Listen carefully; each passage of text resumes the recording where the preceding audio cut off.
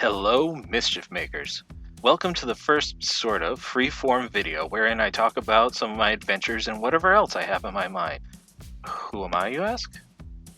Well, it's a question we should all ask ourselves sometimes. Was it not Socrates that said that an unexamined life is not worth living?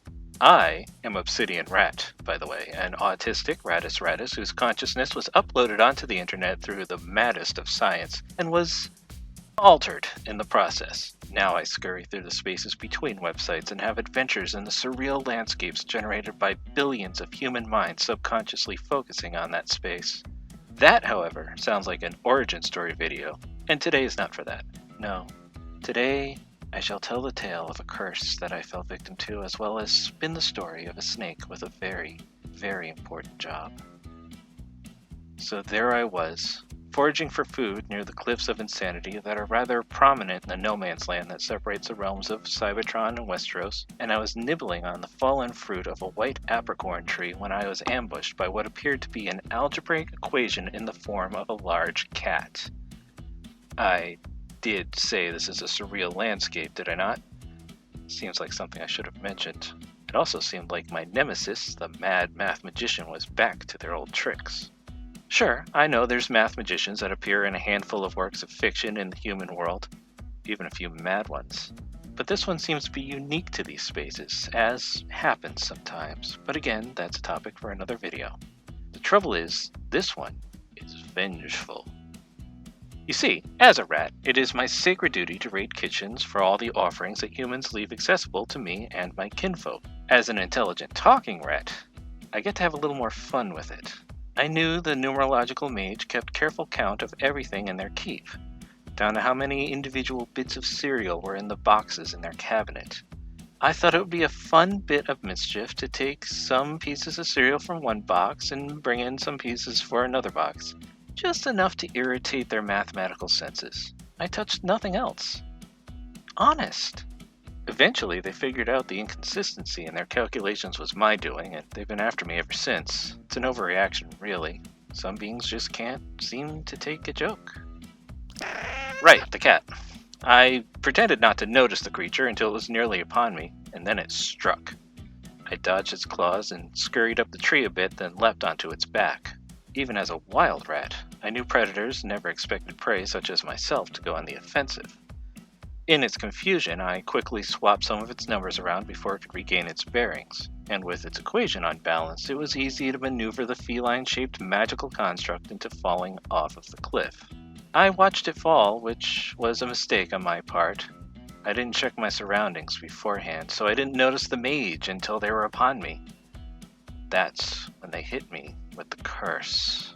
I think perhaps the best way to demonstrate this curse is to tell you a completely different story. Once upon a time, deep in the jungle. Which jungle? Oh, the one with the plants and the rain and yeah, that one. Deep in the jungle, there lived a massive snake. Think like bigger than Titanoboa. As in, when it slithers down the street, other supernaturally large creatures say, "Damn, that's one giant snake." Anyway, he lived in the jungle and was put there for a reason. Wow, you're asking a lot of questions right now. Who put him there? It was anyway, giant snake with a purpose. And that purpose was to guard a lever. Some legends say that if the lever were ever pulled, everyone would receive poison ivy between all of their toes or something unpleasant like that. This mythical figure was named Nathaniel. One day, a group of movie makers were in the jungle doing research for a movie when they stumbled across the mighty serpent.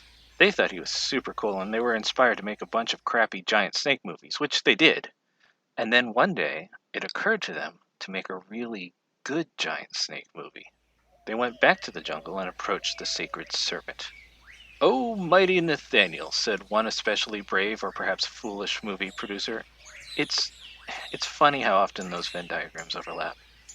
Anyway, the brave and or foolish movie producer continued to say, "We come bearing a gift." To which the snake said, "Oh, I see no gift. What is it?" At this point, one of the more skeptical producers said, "Holy crap, it's a talking snake." He was subsequently informed that he was in the wrong joke, to which he apologized and quietly left. The gift, the brave or foolish producer said, is opportunity. Opportunity? Asked Nathaniel as he contemplated eating the human. Opportunity, replied the producer. An opportunity to make yourself known and adored all the world over. An icon in an age that has forgotten you. Would there be worshippers? I haven't been worshipped in centuries. Fans? Probably. I see. And what would this entail? You come back with us and help us tell stories about a giant snake that wants to eat people. Tempting, but who would guard the lever? For if it were pulled, the consequences would be many and dire for your species especially.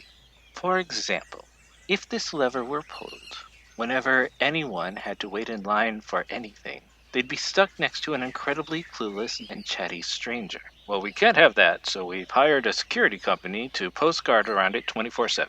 You understand that if you're deceiving me at all, I will eat you, yes? I assume that, yes. Very well. The internet out here sucks, and I'm curious about the world beyond the jungle. I accept your opportunity. And so Nathaniel, the giant snake, came to star in Diamondback, Guardian of the Rainforest. It was sort of a combination kaiju, martial arts, action, comedy thing. It was an international success, I'm sure you've seen it, aided largely by the novelty of the star himself, a big giant monster being able to make appearances and do interviews. Over the next 20 years, Nathaniel starred in 9 sequels of varying quality, wrote an autobiography, attempted a singing career, which didn't work out, guest starred on Saturday Night Live a bunch of times, and started a theme restaurant. One day, however, he woke up feeling off, empty, out of place. At first, he thought it was his recently failed marriage with Tyler Swift, or perhaps it was the copious amount of drugs he had been taking, or maybe it was just that his sitcom was a bust. It was about a giant snake that worked at a miniature golf course. It never stood a chance. Anyway, he missed the jungle and wanted to go back and reflect upon his career. Little did he know, the CEO of the security company that had been hired to guard the lever had been mixed up in a money laundering scheme, and the company ended up going under. Moreover, the local government had foolishly decided to build a highway through that part of the jungle. Upon arriving at his old home, the snake discovered that the road had been built right beside the lever itself. Now, being a reptile, he needed to sun himself from time to time. But wait, what? More questions? Okay. Gigantothermy. I have no idea what you're talking about. Now, please stop interrupting. We're almost done here. Anyway, it turned out that aside from the occasional trucker, people rarely needed to drive through that part of the jungle. There were no cars or trucks to be seen for miles in either direction on this road. So Nathaniel stretched out, facing the lever on the hot surface, and was soon fast asleep. Irving K. Larkin was a trucker who ran this route fairly often. He had seen every movie Nathaniel was in, read the book several times, owned Nathaniel's one musical album, had a Nathaniel tattoo, and won a trivia contest to appear in this very joke. Little did he know the terrible price that he was to pay. Irving saw the iconic creature stretch across the road and the lever off to the side. As expected, he applied his brakes at a safe distance, but they weren't working. He began yelling for Nathaniel to move as the horn blared. The torpid snake heard him, but couldn't move quickly yet and wouldn't be able to get out of the way in time. Irving knew all about the lever. Based on what he had heard, if he hit it from this side, it would be flipped and 2020 would start over, but this time, it would be on hard mode. He had an awful choice to make. Snake, switch, time was up. He closed his eyes and did what he felt he had to do.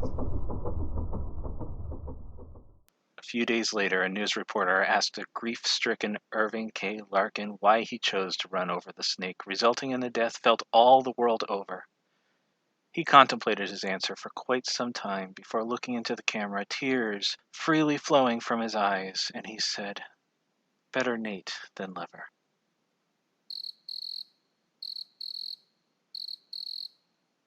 Dad jokes. Apparently, the mad math magician borrowed a trick from the wizard of wordplay and created my shame, a curse that has been set deep within me ever since. From that day onward, I was and am condemned to tell dad jokes.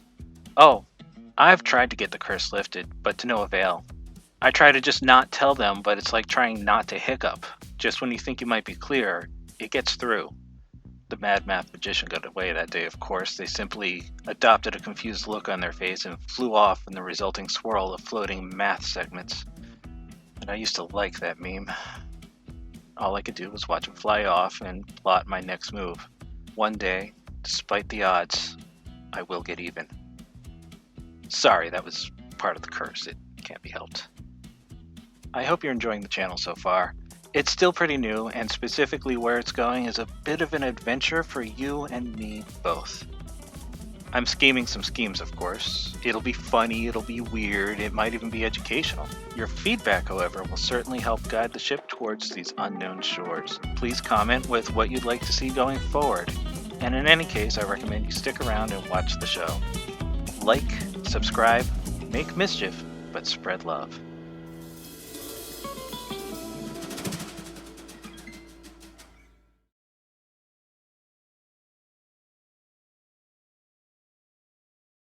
Tears freely flowing from his eyes, and he said, "Better late than never." Oh, wait.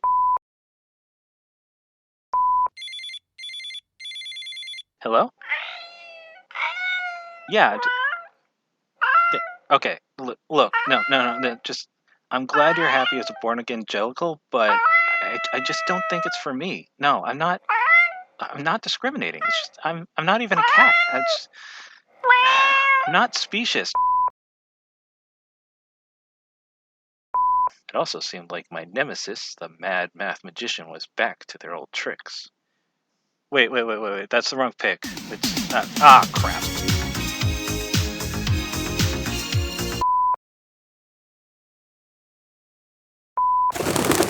Nevermore. Ah, she's back. Open a window.